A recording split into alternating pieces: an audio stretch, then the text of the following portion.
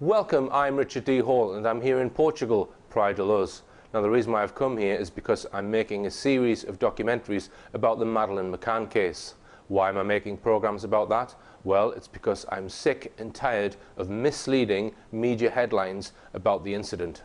In these films I will expose the hard facts about the incident and also what has happened since the incident. The documentaries clearly show the last place to get truthful information from is mainstream media, and I will also expose those who are controlling mainstream media.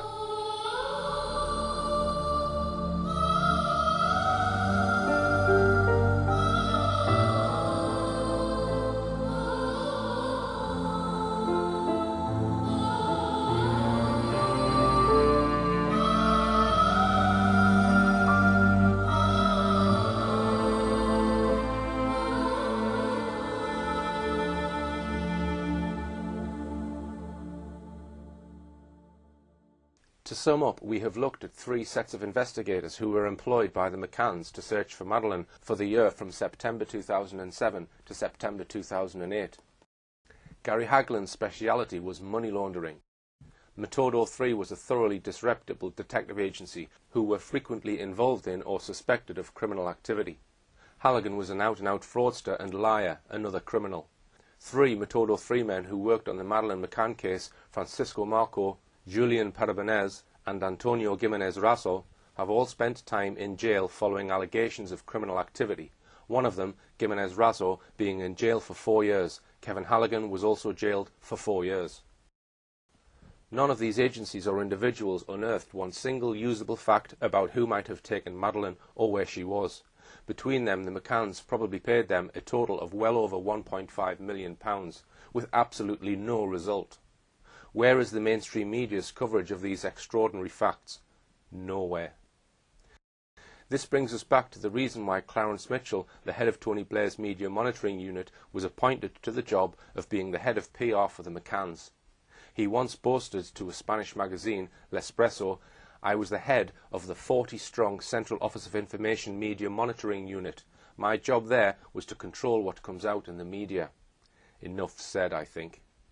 After the McCann team sacked Halligan in August or September 2009, Brian Kennedy turned to two local contacts to head up the McCann team's investigation. One was former Detective Inspector Dave Edgar, who lives in Crewe, just a few miles from Brian Kennedy's mansion. The other was another retired police officer, Arthur Cowley, who lived in a hilltop cottage on Holcombe Mountain, in Flintshire, North Wales. Their main activity over the next 3 years seemed to have been to promote a series of unlikely stories about who might have abducted Madeleine, which I'll look at in a moment. But first, let's look at yet another deception perpetrated by the McCann team in relation to these men. In truth, they were men local to Brian Kennedy, handpicked by him to work in his investigation office in Knutsford, Cheshire. But Kennedy and the McCann team tried to pass the two men off as heading up an already established and successful private investigation agency. They chose to mislead the press and the general public in thinking that Dave Edgar was the boss of a successful detective agency called Alpha Investigations Group. There was only one problem with this. There was no such detective agency. It was just two men chosen by Kennedy and working completely under his direction. It was not what it seemed. But the McCann team's strategy was brilliantly successful. The mainstream press simply lapped up the misinformation coming from the McCann team's PR men. In a moment I'll explain how this deception was perpetrated, but first let's look at the way mainstream press simply recycled the McCann team's deception over Alpha Investigations Group. One of the first mentions of this bogus Alpha Investigations Group came in the article in the Belfast Telegraph on the 13th of September 2009. And in a parallel article based on the same source in the Independent's Sunday Life magazine. The article claimed that Sunday Life can now lift the lid on how Edgar's Alpha Investigations Group private eye agency really operates. Renowned for leaving no stone unturned in his UK murder investigations, Dave now spends his days with a 4-strong team probing every lead that comes into his office. The article referred to his business partner, Arthur Cowley. This was no lifting of any lid, it was simply the media printing what the McCann team was telling them about Dave Edgar. In fact, it is us here at Richplanet TV who are now lifting the lid on this and all the other things about this private investigation that have been deliberately hidden from the public until now. It was, however, back on the 14th of May 2009 that the Daily Mirror first mentioned the bogus Alpha Investigations Group. The article praised Edgar to the skies for being one of the most brilliant detectives Britain has ever had, citing his alleged work in solving the murder of Gary Newlove.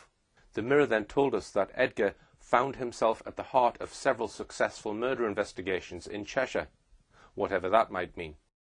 The Mirror then told its readers Mr. Edgar now runs the Alpha Investigations Group with business partner Arthur Cowley. In a Daily Star report a week later, the McCann team's PR spokesman Clarence Mitchell was quoted as saying that Mr. Edgar is following a potentially vital new lead. For operational purposes, I cannot say where Mr. Edgar and his team are exactly, but they are following up a very encouraging lead. Mr. Edgar believes Maddie could be hidden in peasant villages close to the Algarve resort of Praia de Luz, where she was snatched. Mitchell misleadingly referred to Edgar and his team. It was not Edgar's team, it was Brian Kennedy's. Then The Independent on the 23rd of May chipped in with a long article by Cahal Milmo. Once again, Edgar and Cowley were portrayed as amongst the most dedicated and brilliant detectives in the land. Milmo then claimed newly retired detectives and their uniformed counterparts are entering the nebulous and lucrative world of private investigation, such as those running the Alpha Investigation Group, the company headed by former detectives Dave Edgar, 52, and Arthur Cowley, 57, which has been employed since last year by the Find Madeleine Fund. Pausing there, The Independent in this one sentence has claimed two key things. One, that there was a company called Alpha Investigations Group, and two, that the Find Madeleine Fund was employing this company. Other media quickly followed suit. On the 26th of May, the thisischeshire.co.uk news website referred to Dave Edgar and Arthur Cowley, the duo who now run the Alpha Investigations Group. The previous day, the Daily Telegraph had claimed on the 25th of May, stating, "The search for Madeleine is now being headed by two retired policemen, Dave Edgar, a former RUC and Cheshire police officer, and Arthur Cowley, previously of Merseyside Police, who run Alpha Investigations Group." One newspaper even referred to a claim that the McCanns have used the company since some time the previous year, i.e. 2008. These claims essentially portrayed Alpha Investigations Group as a long-established, successful private detective agency headed by Dave Edgar. None of it was true, as we shall now see. These are the facts. 1. There never was a company involving Messrs. Edgar and Cowley called Alpha Investigations Group. 2. A company with a similar name was, however, formed several weeks after all these stories appeared in the press. 3. It was called Alpheg, not Alpha Investigations Group, and was formed on the 16th of June 2009, nearly 5 weeks after Alpha Investigations Group received its first public mention in the Mirror. 4. Alpheg was formed as a one-man band company with Cowley as the sole director. 5. The base of Alpheg was not in Cheshire, as claimed in the mainstream media. It was Arthur Cowley's home in the Flintshire Hills. 6. In fact, Edgar and Cowley were operating from Kennedy's office in Knutsford. 7. Dave Edgar, who was portrayed in the mainstream press as the director of this allegedly successful company, in fact had nothing to do with it. He was neither the owner, nor even a director, nor even a shareholder. 8. Alpheg had no employees. 9. Alpheg has never had any presence on the internet. 10. Alpheg had no assets to speak of. 11. There was no evidence that Alpheg had ever traded. 12. Alpheg never had an office. Apart from Edgar and Cowley using Kennedy's Knutsford house, its registered address was Treetops, Pant y Goff, Halcan, Flintshire, CH8 8DH. 13. The company was numbered 069-29397 and incorporated on the 10th of June 2009. 14. Its sole owner was Arthur John Cowley. There is no mention of Dave Edgar being involved with this company at all. We can also demonstrate that the McCann team were actually behind the creation of Cowley's Alpheg company. On the 12th of January 2009, a full 5 months before Cowley's company was registered at Companies House, the domain name alpheg.co.uk was registered by one Andrew Dickman. It turned out that he was a business partner of Brian Kennedy. The Manchester Evening News said on the 21st of May 2007 that a property business owned by shale sharks and Everest double glazing chain tycoon Brian Kennedy has secured a £60 million funding boost for expansion. Patrick Properties was established in 2002 by Mr. Kennedy and Managing Director Andrew Dickman. Maybe using his friend and business partner Andrew Dickman to register this domain name was meant to conceal the involvement of the McCann team and Brian Kennedy in setting up the bogus Alfeg company. Well, if so, it hasn't worked. As so, we have established that all the media stories about Alpha Investigations Group are untrue. Amazingly, Edgar himself admitted this by stating that he was not part of Alpha Investigations in what was a highly critical article about the Madeleine McCann private investigation published on the 15th of August 2009. This was a story about the McCann team searching for an Australian woman who looked like Victoria Beckham. It was one of the most ridiculous stories the McCann team ever produced, so let's have a quick look at it now. It was, for a start, a story or a lead to which the McCann team attached great importance. They even held a special news conference to promote it. It was so important that the McCann's chief reputation manager, Clarence Mitchell, chaired the press conference, with their lead investigator, Dave Edgar, present as well. They had maps and artist sketches at the ready. We might note, first of all, that this latest lead is said to have taken place in Barcelona, the HQ of the dodgy Spanish detective agency Metodo 3. The outline of this story ran as follows. A British businessman, said to be a banker, has been agonizing for 2 years about an encounter he had on the dockside of Barcelona, Spain, 3 nights after the disappearance of Madeleine McCann. Now, after 2 years of agonizing, he had come forward. Not to the police, but to the McCann team. He said that he had been drinking in Barcelona's bars for several hours that evening. Indeed, one newspaper described him as a stag night reveller. At 2 o'clock in the morning, a woman with an Australian accent had approached him. She asked him, "Have you got my new daughter?"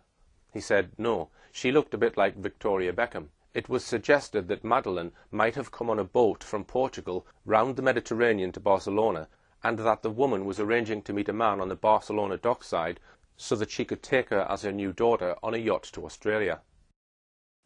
And that was it. On this slender foundation, the McCann team organised a press conference at which dozens of journalists and cameramen turned up. Edgar claimed it was not only a lead, but a strong lead, and indeed this story prompted a worldwide alert and search for the woman in Australia. Let us now turn to the damning criticism in the Mail on Sunday of this little episode. Days previously, an earlier article by Jerry Lawton had proclaimed that detectives hunting missing Madeleine McCann are to quiz the skipper and crew of a £6 million super yacht. The move came after its millionaire owner, Rhonda Wiley, 52, and daughter Melissa Carlson, 31, vowed to do all they could to help. The 105-foot yacht was spotted in a Barcelona marina 3 days after Madeleine disappeared in 2007. The vessel, flying an Australian flag, was moored close to where the Aussie Posh Spice lookalike approached a Brit stag night reveller and muttered, "Are you here to deliver my daughter?" But Tom Warden, Martin Delgado and Andrew Chapman in the Mail on Sunday took apart this so-called strong lead. They said private detectives leading the hunt for Madeleine McCann faced questions last night after a Mail on Sunday investigation revealed shortcomings in chasing a strong lead. Edgar's Detectives 1 failed to make even rudimentary inquiries before announcing a significant development in the worldwide search for the 6-year-old. 2. Failed to speak to anyone working at the seafood restaurant near where the alleged agitated woman was seen at 2 a.m. 3. Failed to ask the Port Authority about movement of boats around the time Madeleine disappeared. 4. Failed to ask if the mystery woman had been filmed on CCTV. 5. Knew nothing about the arrival of an Australian luxury yacht just after Madeleine vanished until told by British journalists who gave them the captain's mobile number. 6. Failed to interview anyone at a nearby dockside bar where, according to Mr. Edgar, the mystery woman was later seen drinking. And 7. Failed to ask British diplomats in Spain for advice before or during the visit. Also, Spanish police could not confirm that they had ever been contacted by the British investigators. The Mail on Sunday attacked Edgar's failure to question several people who might have had vital information before calling a news conference. But then maybe dramatic news headlines were all that the McCann team really wanted from the story. The Mail on Sunday spoke to Jose Luis Lopez, owner of the El Rey de la Gamba restaurant where the mystery woman was seen. He said the McCann's private detectives did not make any enquiries at my restaurant. I am almost always here when the restaurant is open, and my staff would have informed me if anyone had approached them about such an important matter. You are the first person to ask about this Australian woman. The manager of the bar next door, Kennedy's Irish Sailing Bar, said the same. The Barcelona port director, Juan Guitar, asked about it. He said, "Nobody has been here asking questions about Madeleine for this Australian woman. This is the first I have heard about any possible link to the port." A senior Port Authority worker added, "There are several security cameras monitoring the port, but we have not been approached about footage from the night in question. I would have expected anyone carrying out the investigation to at least have asked about it." A source at the British Embassy in Madrid said, "The detectives didn't inform us or the consulate in Barcelona that they were coming to Spain, nor ask any help in their investigation." A highly experienced private detective with over 20 years' work tracing missing people added, "I can't understand why the Madeleine detectives would have released this story and leave it to the public without first making their own investigations in the port. It beggars belief that they did not speak to the owner of the restaurant or the port authorities." The McCann detectives had not even checked port records for the dates of the 6th and 7th of May, the days the British banker was in Barcelona. The Mail on Sunday, however, managed to see them, and traced 9 boats that arrived in the port, one of which was unfamiliar. It was a £6 million Sunseeker powerboat, Willpower, owned by an Australian multimillionairess, Rhonda Wiley. The Mail on Sunday interviewed the captain.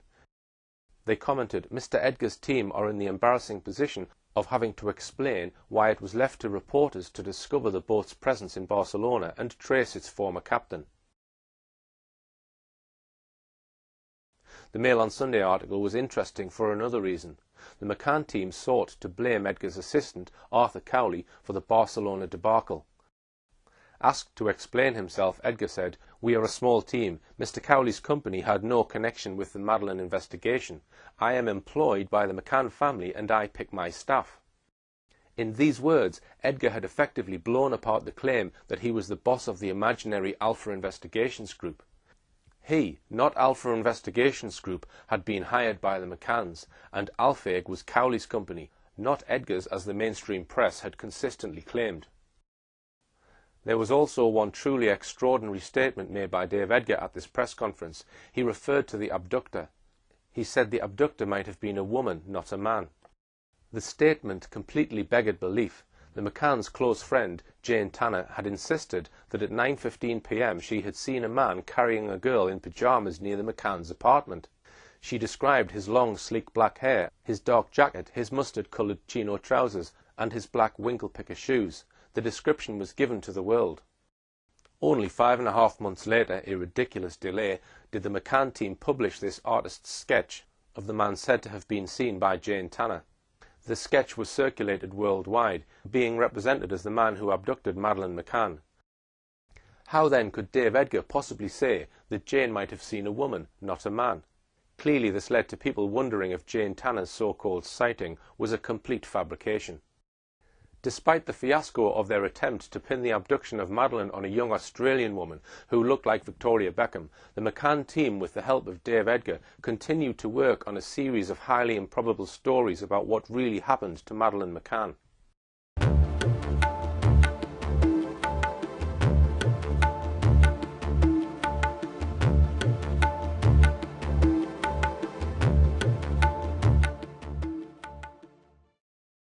Let's move on to look at just one or two of the unbelievable stories developed by Dave Edgar.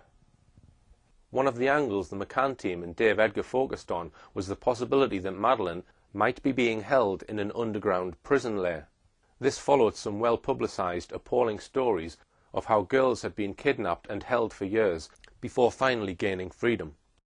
There was the case of Natasha Kampusch, abducted by Wolfgang Prickelpil when 10 years old and held for 8 years before gaining her freedom. Then there was J.C. Lee Dugard, kidnapped by sex offender Philip Craig Garrido when aged 11 and held for 18 years before being freed.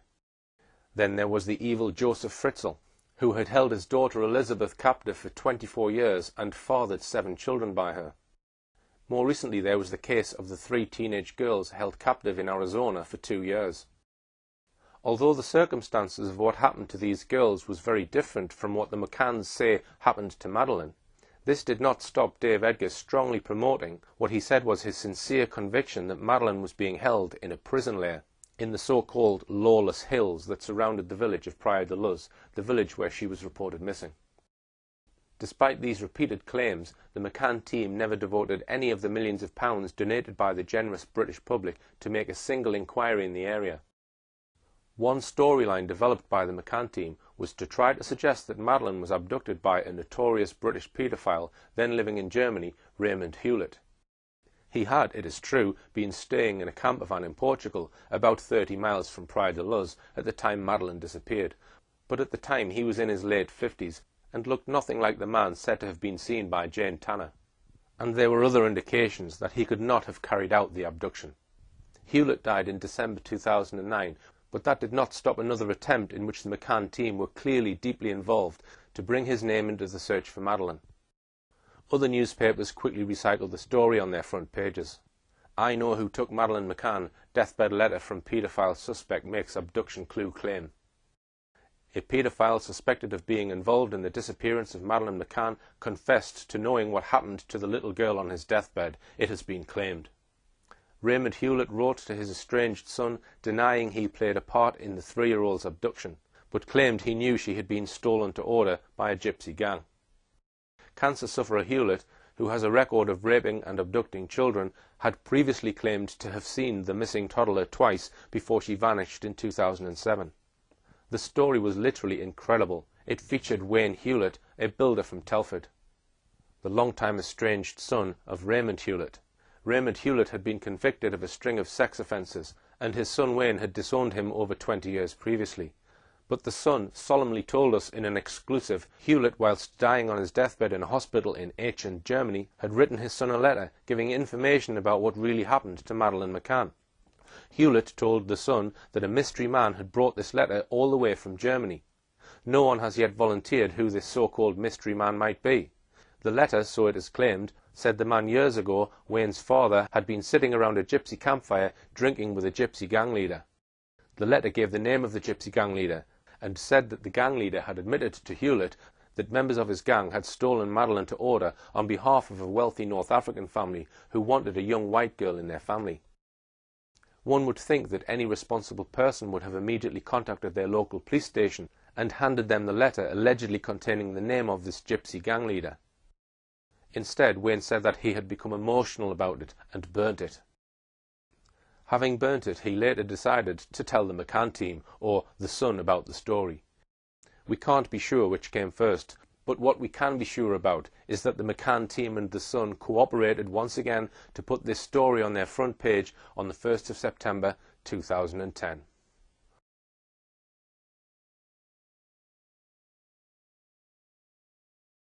In this final section of our in-depth look at the Madeleine McCann case, we are going to look at a significant aspect of this case which simply cries out to be explored.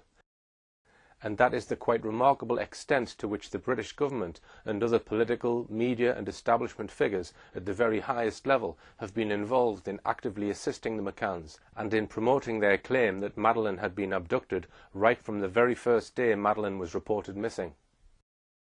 So let's begin right away by introducing all the top-level people who rushed out to Praia de Luz in the first week after Madeleine's parents first alerted the authorities that Madeleine was missing. In doing so, let us bear in mind that it was always possible that Madeleine might have wandered off, or that she could have been recovered from wherever she had been taken. One presumes that all those who rushed out to Praia de Luz were doing so in a bid somehow to find out what happened to Madeleine McCann and hopefully find her alive. But as we take a much closer look at who rushed to get involved, we begin to wonder quite what was the agenda of some of these people and groups. An obvious place to start is by looking at what consular help the McCanns received from the British ambassador in Portugal. At the time Madeleine McCann was reported missing, Tony Blair was the British Prime Minister. His Foreign Secretary was David Miliband. His Chancellor of the Exchequer was Gordon Brown. The Blair government was renowned for the fortune of taxpayers' money spent on his PR men, spinners, or as some have called them, professional liars. A key person in this exercise in controlling the media was the head of the government's so-called Media Monitoring Unit in the Central Office of Information. It reported straight to the Cabinet Office at number 10 Downing Street. At its head was Clarence Mitchell, the very man who for the next 7 years was to be the main point of contact for the media covering the Madeleine McCann story. As we saw in the first programme in this series, when asked what his role was at the Media Monitoring Unit, Mitchell answered without hesitation to control what comes out in the media, which is exactly what he has done for the past 7 years. And we know from a Freedom of Information request that Clarence Mitchell was formally appointed to head up the Madeleine McCann PR campaign on Sunday the 6th of May, barely 48 hours after Madeleine had been reported missing. What was it, we might well ask, which was so important about this story that the head of the government's main media unit needed to be sent out to Portugal full-time to cover this story? What exactly was the government's interest? What could a PR man do to help find out what happened to Madeleine McCann? Another leading civil servant sent out to pry to Luz was Sherry Dodd, a left-wing journalist who worked for the Daily Mirror before Tony Blair appointed her his Special Foreign Office Ambassador to the McCanns the very next day after Madeleine's disappearance. That now makes 2 very high-up civil servants dispatched to Portugal within 48 hours. It was described in some media as unprecedented. Dodd had been a long-serving senior spokeswoman for the government. The Foreign and Commonwealth Office announced that she was being deployed as the press officer responsible to act as media liaison officer for the McCann family. She flew out immediately to be at the McCann's side for press conferences and to attend police interviews. Her instructions, so far as the public were concerned, were to offer every possible consular assistance to the McCanns. But it seems clear that right from the start her instructions were to do a lot more than that. Because of an international British government letter leaked to a Belgian newspaper, Le Dernier Heure, this is what the Belgian newspaper informed its readers.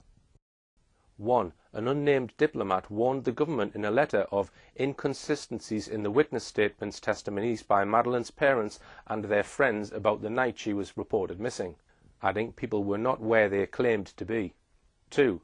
After visiting the McCanns, the diplomat voiced concerns about the confused declarations as to the precise whereabouts of Kate and Gerry McCann and their friends in the final hours before Madeleine's disappearance. 3. The letter went on to comment on the McCanns' lack of cooperation with the Portuguese police. 4. The letter stated that a senior civil servant at the Foreign and Commonwealth Office had earlier suggested to consular staff that they exceed their authority and put pressure on the Portuguese authorities. 5. The Foreign and Commonwealth Office in London had commanded that British embassy staff give all possible assistance to the McCann couple. 6. Diplomats were told the McCanns must be accompanied at all times during any contact with the Portuguese police by either A member of consular staff, or B, by British police officers sent out from the UK. We will come to the nature of the British police sent out to Portugal in a moment. 7. The author of the letter warned London of the risks of siding with the McCanns as completely as had been demanded. It said, "With the greatest respect, I would like to make you aware of the risks and implications to our relationship with the Portuguese authorities if you consider the possible involvement of the couple. Please confirm to me, in the light of these concerns, that we want to continue to be closely involved in the case as was requested in your previous message." None of the contents of this explosive report from a British diplomat have ever been mentioned in the British press. We cannot be sure who was the author of this damning report, but all indications suggest that it was the senior Foreign Office civil servant we mentioned just now, Sherry Dodd. We do know on the record that Sherry Dodd's work in Portugal came to a sudden end on the 17th of May 2007, just a fortnight after Madeleine's disappearance. The indications are that Sherry Dodd compiled her damning letter within a day or two of her arrival in Portugal. She seems to have been the one person in the entire British government who was bold enough to express any doubt about the McCanns' claim that Madeleine had been abducted. In 2008, a Freedom of Information request was made to try and obtain disclosure of the contents of all communications between the British Embassy in Portugal and the Foreign and Commonwealth Office in London. This was denied on the grounds that the release of such information would in some way endanger or irreparably damage international relations between the UK and Portugal. The first government minister to get involved in the case was Gordon Brown, At the time, he had been Tony Blair's Chancellor of the Exchequer for 10 years. He was shortly to become Britain's Prime Minister. We know two specific things about his close involvement in the Madeleine McCann case in the first 3 weeks after Madeleine was reported missing. First, we know from Gerry McCann himself, and this has never been denied, that he made several mobile telephone calls to Gordon Brown himself. Don't you agree that there were a lot of details that in a certain way contribute to people to doubt of you? For example, when you went to the Vatican so quickly, all the contacts that you've made. Can I ask you, Gerry, if you personally know Mr. Gordon Brown, the Prime Minister? No, and we still, we've never met Gordon Brown. We've spoken to him once on the phone, several weeks after Madeleine was abducted. Second, we know that Gordon Brown leaned on the Portuguese authorities to persuade them to release a description of a man with a child that the McCann's friend insisted had been near their apartment at about 9:15 p.m. the night she was reported missing. The McCanns and Jane Tanner had told the Portuguese about this alleged sighting in the hours following Madeleine's reported disappearance. But the Portuguese police, right from day one, thought her so-called sighting was fabricated. They did not want to release details of this sighting as they thought it would mislead the public. However, it is known that Gordon Brown spoke on the telephone to the Portuguese authorities, demanding that they allow Jane Tanner's sighting to be reported and asking for the public's help in identifying the suspect. And so it was on the 25th of May 2007, over 3 weeks after Madeleine had been reported missing, that Gerry McCann and his PR spokesman Clarence Mitchell summoned the world's press to make this announcement. The Portuguese police later released the same description, but in a very low-key announcement. The McCanns had got their announcement, but no artist's sketch or e-fit accompanied Gerry McCann's description. That was partly because Jane Tanner said she had seen the man sideways on and didn't see his face. It was also dark at that time, 9:15 p.m. It was an almost unbelievable 5.5 months later that the McCann team did produce an artist's sketch, and this was it. It was hard to know what good this would do so long after the event, and without a face. When the sketch was eventually released, the British press obligingly and uncritically published it on all the front pages. Of course, it didn't lead to anyone being identified, but it did powerfully reinforce the idea that Madeleine really had been abducted in the public's mind. But why was Gordon Brown so much involved in this? He was not the Foreign Secretary, David Miliband was. And why was the government so much involved as to seek to force an obviously very reluctant Portuguese police force to allow a description of a man which had every appearance of being fabricated released to the world? Why would Gordon Brown not allow the Portuguese police to get on with their investigation unhampered? As we shall see a bit later, Gordon Brown got even more involved when he became Prime Minister. Tony Blair resigned as Prime Minister on the 27th of June 2007 to make way for Gordon Brown. But he and his wife Sherry were in direct touch with Gerry and Kate McCann. In fact, as Kate McCann relates on pages 118 and 119 of her book, she took a call from Sherry Blair at about 5 p.m. on Tuesday the 8th of May, just 5 days after Madeleine's disappearance. According to Kate, Sherry Blair said it was amazing but encouraging that Madeleine was still the first topic on the news every night.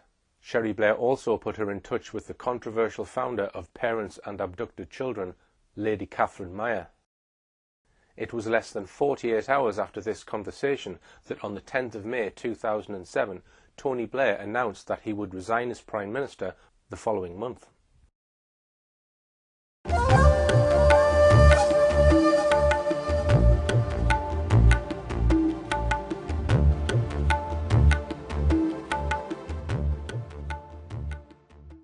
Let me now switch the focus to the holiday company used by the McCanns and their friends, Mark Warner. There was no obvious reason why Mark Warner should pull in some of the biggest guns available in the world of PR, but they certainly did. Mark Warner retained the controversial PR firm Bell Pottinger. Controversial, among other reasons, because they were hired at a fee of tens of millions of pounds to provide PR for the highly undemocratic Democratic Republic of Congo. Their support for this repressive regime recently brought protesters outside Bell Pottinger's Fleet Street offices, campaigning against Bell Pottinger's involvement in supporting the odious regime. Bell Pottinger is also paid tens of millions of pounds by other badly run African states. If Madeleine McCann had been abducted, it was not from a property owned by Mark Warner. Moreover, the McCanns had refused to employ evening childcare facilities laid on by Mark Warner at the Ocean Club premises where they were staying. They used neither the evening creche nor the baby listening service. Alex Wolfall, the head of crisis management at Bell Pottinger, one of the most senior men there, was dispatched immediately, arriving the following day on the 4th of May. Yet, as we've been pointing out, as far as anyone knew at that stage, Madeleine could have been found any day. How exactly the presence of the head of crisis management at Bell Pottinger could help in the police search for Madeleine is not clear at all. One of the strangest things about this involvement is that no sooner had he arrived in Praia de Luz than he got hold of the McCann's cameras and began an immediate search for what was on them. He did so together with the McCann's relative from Skipton, Michael Wright. Quite why he did that is uncertain. One of the leading mysteries in the case is why the so-called last photo produced by the McCanns, allegedly taken at precisely 2:29 p.m. on the day Madeleine was reported missing, was not produced until a full 3 weeks later. Why, if it was on the camera on the 3rd of May, was it not released for 3 weeks? Why, in fact, did the head of crisis management at the powerful media relations firm of Bell Pottinger need to look at the McCann's camera at all? In her book, Madeleine, Kate McCann gives an interesting, if selective, account of the events leading to Jerry McCann's emotional statement to the media at 10 p.m. on the day after Madeleine's reported disappearance. What is interesting is the sheer volume of important people milling around the McCanns by 5 p.m. on the 4th of May, just 19 hours after the McCanns had first reported her missing, and just 8 to 9 hours after the first news reports went out on Sky News, the BBC and ITV. Helpfully, she lists some of them. Alex Woodfall, head of crisis management, Bell Pottinger public relations firm. Top staff from Mark Warner in Portugal, John Hill, Ocean Club manager, Emma Knights and Craig Mayhew. The British ambassador to Portugal, John Buck. British Embassy press officer, Andy Bowes. The British consul for Lisbon, Liz Dow. The local British consul, Bill Henderson, with a colleague, Angela Morado. Alan Pike, a trauma psychologist from the Centre of Crisis Psychology in Skipton, North Yorkshire. Some of the McCann's relatives had already arrived, Kate's mother and father and her aunt Nora, who had cancelled a flight back to Canada where she lived so as to be able to fly out to Portugal. So far as support from the British Embassy was concerned, the support and level of backup in respect of a child who had been reported missing just a few hours ago was totally unprecedented. Why did so many of them need to be there? In addition to all the many people we've already mentioned, we need to look at the involvement of the British security services, an aspect which has rarely been mentioned in the British mainstream press, about which the government has been singularly evasive. Two men from CRG had discussions with the McCanns and were certainly there within days, despite Dr. Gerald McCann saying in late May to a TV interviewer that they had no plans to employ private investigators. They were Kenneth Farrow and Michael Keenan. Mr. Farrow is the ex-head of the Economic Crime Unit in the City of London Police, and Mr. Keenan an ex-superintendent in the Metropolitan Police with specialist fraud and investigative experience. The McCanns were asked if, now that they had already netted £300,000 in their No Stone Unturned fund, they would use any of that money for private investigators. Jerry McCann responded, "The advice we have received is that private investigators will not help at the moment." Despite this clear claim, a private investigation agency known as Control Risks Group announced in September that they had been helping the McCanns since May and were in regular contact with them throughout. In the early afternoon of Sunday the 13th of May 2007, Jane Tanner, one of the McCann's friends and the person who says she saw an abductor, spoke to some of the people Kate and Jerry brought in. She was referring to Control Risks Group. Who brought them in and who agreed to pay for them? Why were Control Risks Group brought in so soon? To find a missing child or for other reasons? The involvement of the British security services very often means that the government has taken a keen interest in the matter. So just what was the government's interest in the mystery of the disappearance of Madeleine McCann? Now we come to yet another government agency which was involved from day one, the Child Exploitation and Online Protection Agency, or CEOP. This was an agency dedicated to the protection of children, especially from child sexual abuse, online grooming and child trafficking. It was absorbed into the National Crime Agency by the coalition government 2 years ago and no longer exists in a separate entity. At the time of Madeleine's disappearance, its head was the controversial figure of Jim Gamble. I say controversial because Gamble will forever be associated with Operation O, the investigation into those allegedly accessing images of child sexual abuse on a website. You could only access this website by paying by credit card online. A lot of UK users of this United States website was passed to the British authorities and handed to Jim Gamble and his team to investigate. Let's just go to Wikipedia and see what they have to say about Operation O and about its head, Jim Gamble. It was the United Kingdom's biggest ever computer crime investigation, leading to 7,250 suspects identified, 4,283 homes searched, 3,744 arrests, 1,848 people charged, 1,451 convictions, 493 people cautioned, and 140 children removed from suspected dangerous situations, and an estimated 33 suicides. Operation O identified and prosecuted some sex offenders, but the validity of the police procedures was later questioned, as errors in the investigations resulted in large numbers of false arrests. Its chief executive, Jim Gamble, was accused of using vague terms which do not have a recognised meaning within either child protection or law enforcement when they defended the operation. This accusation came from an article by Charles Arthur in The Guardian. Coincidentally, it was published on the 17th of May, just a fortnight after Madeleine's reported disappearance. Within days of Madeleine's disappearance, Jim Gamble, just like Alex Woolfall of Bell Pottinger, was on the hunt for photographs, without, it seems, asking the Portuguese police for permission. Gamble begged the British public who had been on holiday the week the McCanns were there to send their holiday snaps. Quite why he thought this would help the Portuguese investigation is unclear. Indeed, we don't know if he ever sent these photographs to the Portuguese police. But CEOP had another controversial role in the initial stages of this investigation. The coordinator of the Portuguese investigation was Dr. Gonçalo Amaral. He wrote a book on the case and he was controversially removed from the investigation. The book was called The Truth About a Lie, but it was yet to be published in this country because of a 5-year-long libel action in the Portuguese courts by the McCanns to try and have the book banned. It is actually still on sale and has been translated into 9 major European languages, all of them except English. In his book, Dr. Amaral mentions how members of the British security services, including staff from CEOP, helped to build a profile of the likely abductor. These men, whose names we don't know, soon put the name of Robert Murat into the frame. We could do a full programme on Robert Murat's involvement in this drama, and perhaps we will. He had joint Portuguese-British citizenship and was fluent in both languages. He had in fact been a police translator for Norfolk Police.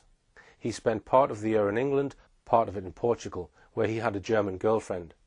For mysterious reasons, he suddenly booked a flight to Portugal at midnight on the 30th of April 2007 and was at Faro Airport in the early hours of the morning. Early on the 4th of May, as news was breaking worldwide of Madeleine's disappearance, Murat volunteered to translate all the interviews the Portuguese police were doing of the McCanns, their friends and other witnesses. During these interviews he acted so suspiciously and inappropriately, trying to sneak a look at confidential police documents on the case, for example, that a police inspector sent an urgent report on his behaviour to Dr. Amaral.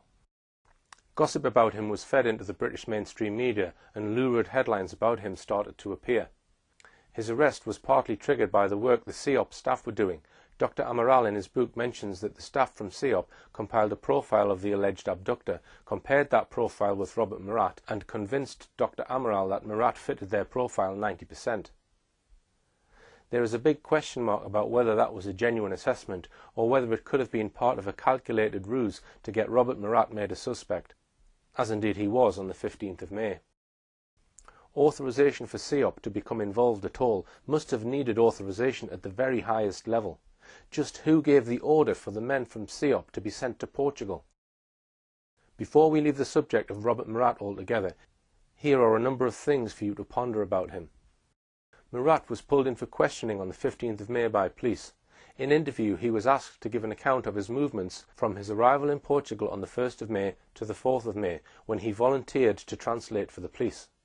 During this interview, Murat told the police 17 blatant lies about his movements during those 4 days. Here is a list of them.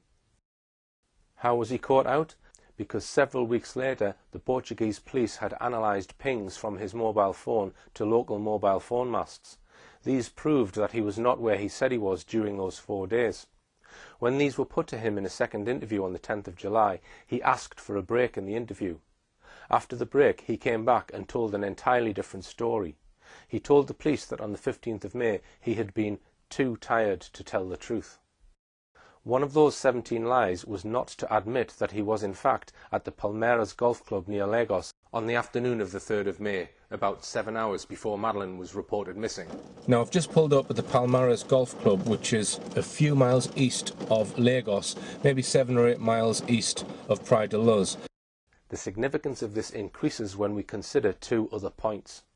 First, the mobile phone records of both Robert Murat and Gerry McCann show a most remarkable coincidence. At about 3 p.m. on Wednesday the 2nd of May, both men suddenly switched off their mobile phones within 6 minutes of each other. Their mobiles then each remained switched off for a further 32 hours, until both men switched on their phones again at around 11 p.m. in the evening on the 3rd of May, an hour after Madeleine was reported missing. Again, they did so within 6 minutes of each other. That raises the question of whether the 2 men were already known to each other. Now, it is alleged that Gerry McCann met with Robert Murat at this golf club sometime before Madeleine went missing. So I'm just going to go in, take some footage of the outside and of the inside. Second, on this clip we see Gerry McCann, the day Robert Murat was made a suspect, asked a simple question. Do you already know Robert Murat? But did you know Robert Murat? I'm not going to comment on that. He doesn't answer the question. He could easily have said no if the answer was no. What does his body language suggest? In addition, he looks evasive. The question clearly troubles him. He looks away from the interviewer and hurriedly terminates the interview. If we knew more about the nature of any relationship between Gerry McCann and Robert Murat, we would surely be able to understand a whole lot more about what really happened to Madeleine McCann.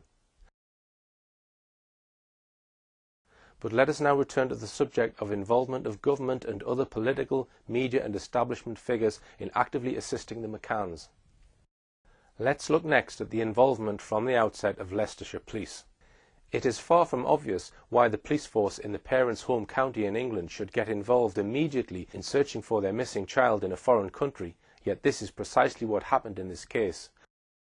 Superintendent Bob Small and at least 2 other officers from Leicestershire Constabulary were dispatched immediately to Praia de Luz. Bob Small was to play a highly crucial role in the decision by the Portuguese police to pull in Robert Murat for questioning. He was directly involved in the events leading up to the controversial event. It was on Sunday the 13th of May, 10 days after Madeleine's reported disappearance, that Jane Tanner was asked to take part in an identity parade to see if she could identify the person she had seen carrying a child on the evening of the 3rd of May.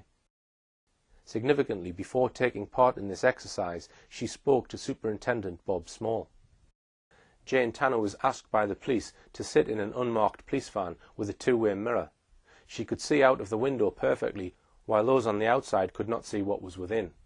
It was arranged for a number of people to walk past the van, including Robert Murat, who now was at least a potential suspect. As Robert Murat walked past the unmarked police van, Jane Tanner became adamant to the police that he was the very man she'd seen walking near the McCann's apartment 10 days ago. Within 48 hours of Murat being made a suspect, 3 of the McCann's Tapas 7 friends visited the Portuguese police, saying they were sure they had seen him hanging around the Ocean Club around 11 p.m. on the day Madeleine was reported missing.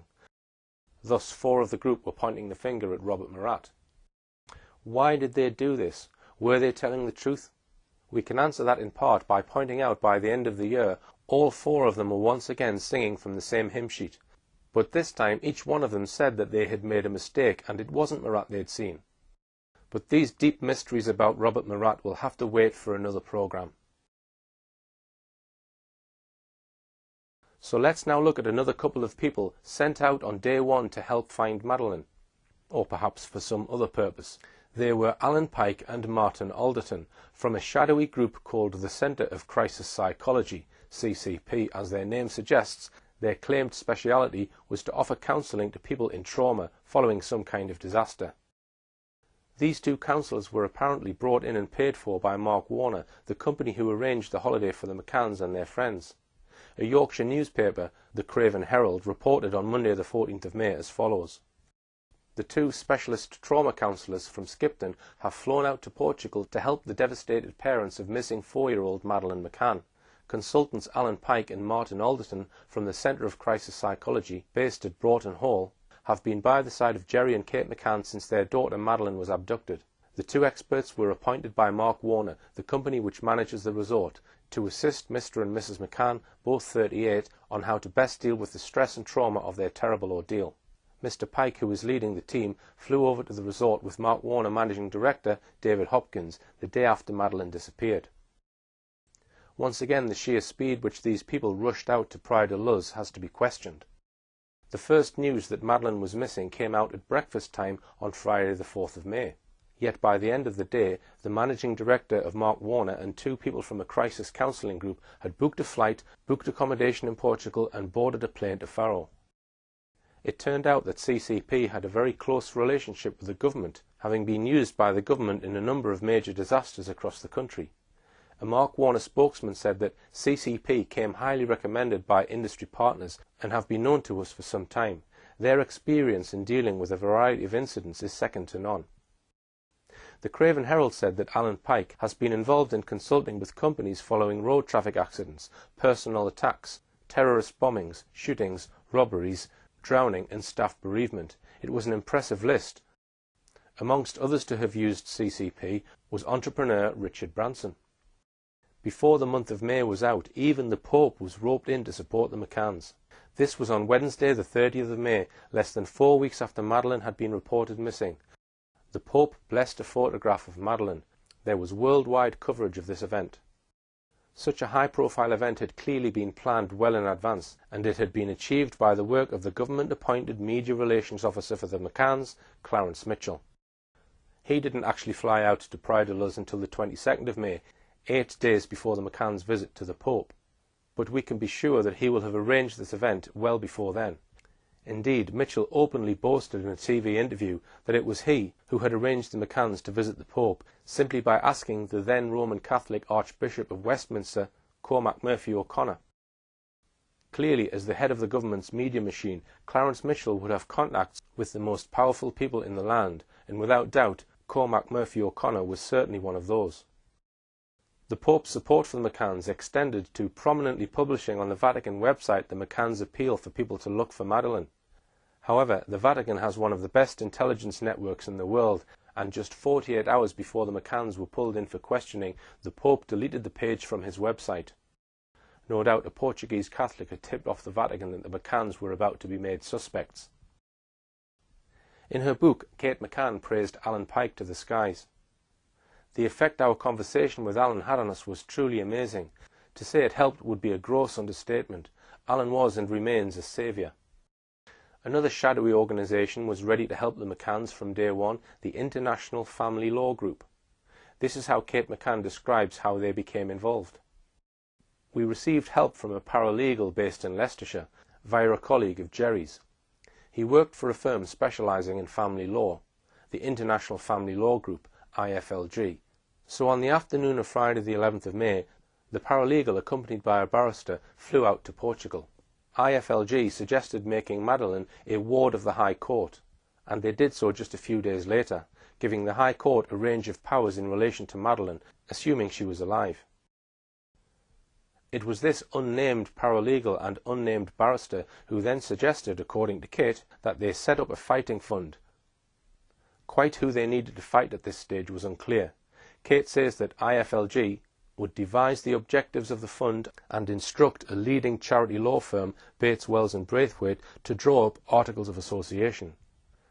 These two unnamed figures then brought in a third unnamed figure into the picture. Again, let's hear about this in Kate's own words. At the last two meetings with IFLG, the barrister and legal assistant were joined by a consultant called Hugh, whose profession was not at first explained, "Just call me Hugh," he said enigmatically. It transpired that he was a former intelligence officer, now a kidnap negotiator and counsellor. We were told that an anonymous but evidently very generous donor had set aside a considerable sum of money for us to put towards hiring a private investigation company if we wished. Hugh had been brought in by a firm called Control Risks Group, which was primed to help. The company is an independent special risk company. Their main line is corporate security.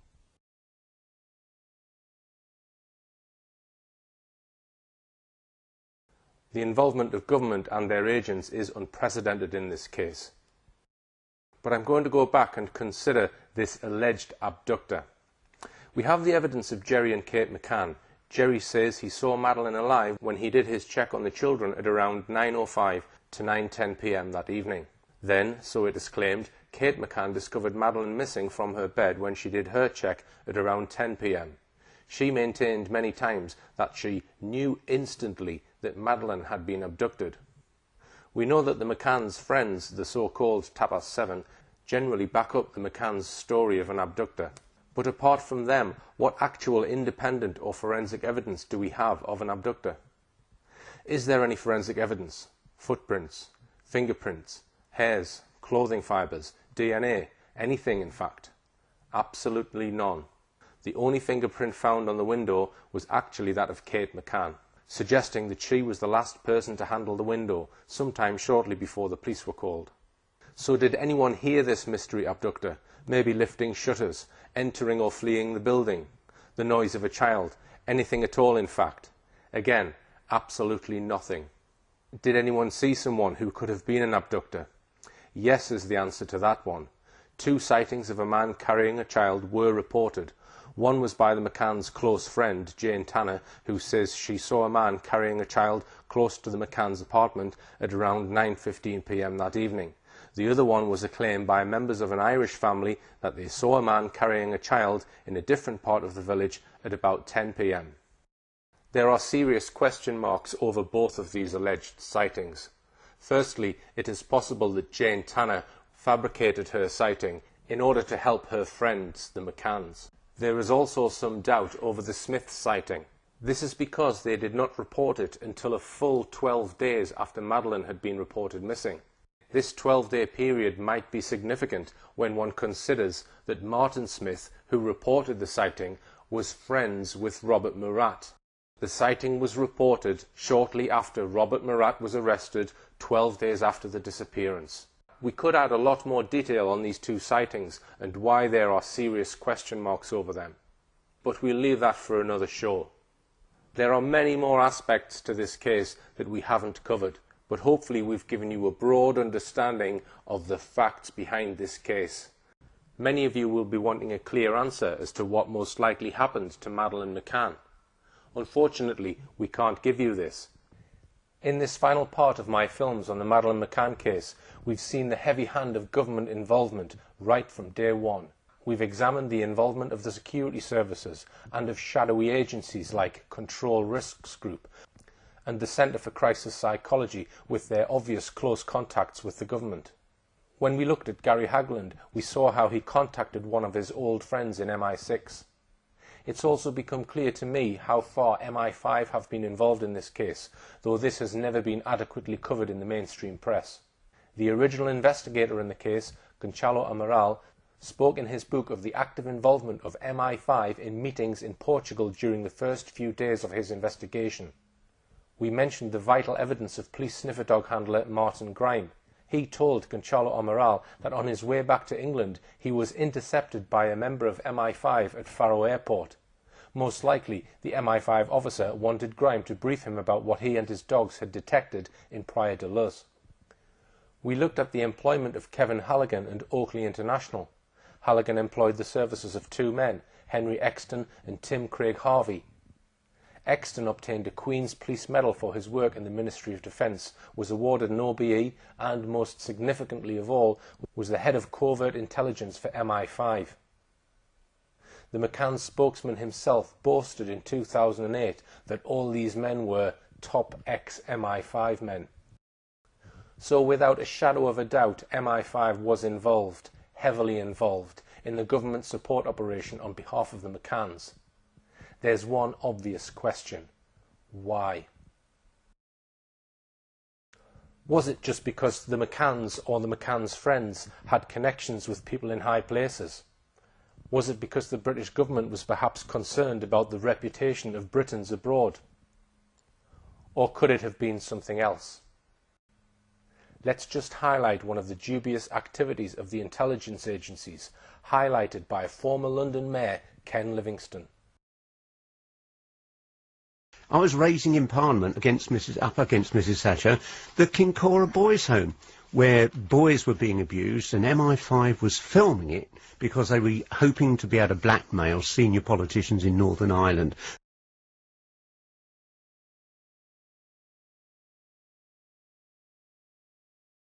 We believe there are certain secrets concerning the activities of the intelligence agencies which cannot come out. They cannot be brought forward into a court. Is it the case that if the real truth were to come out in a trial, the state would have to fall?